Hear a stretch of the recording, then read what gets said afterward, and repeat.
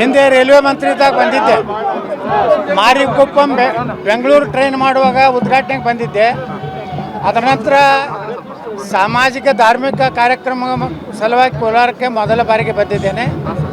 ಇವತ್ತು ಇಲ್ಲಿನ ಎಲ್ಲ ನಮ್ಮ ಹಿಂದೂ ಕಾರ್ಯಕರ್ತರು ರಾಮನವಮಿಯ ಒಂದು ಉತ್ಸವದಲ್ಲಿ ಭಾಗವಹಿಸಲಿಕ್ಕೆ ನಾನು ಬಂದಿದ್ದೇನೆ. ಸರ್, ರಾಜ್ಯದಲ್ಲಿ ಈಗ JDS ಮತ್ತು BJP ಮೈತ್ರಿ ಆಗಿರೋದ್ರಿಂದ ಮುಂದೆ 150 ಸೀಟ್ ಗೆಲ್ತೀವಿ ಅಂತ ವಿಜಯೇಂದ್ರ ಅವರು ಹೇಳ್ತಾ ಇದ್ದಾರೆ ಸರ್. ಅಂದರೆ ಏನು ಹೇಳ್ಯಾರೋ ಗೊತ್ತಿಲ್ಲ.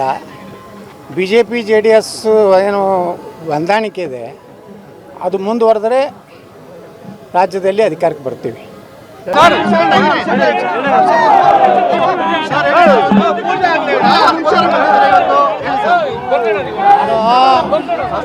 ಹಿಂದೆ ರೈಲ್ವೆ ಮಂತ್ರಿ ಇದ್ದಾಗ ಬಂದಿದ್ದೆ. ಮಾರಿಕೊಪ್ಪಂ ಬೆಂಗಳೂರು ಟ್ರೈನ್ ಮಾಡುವಾಗ ಉದ್ಘಾಟನೆಗೆ ಬಂದಿದ್ದೆ.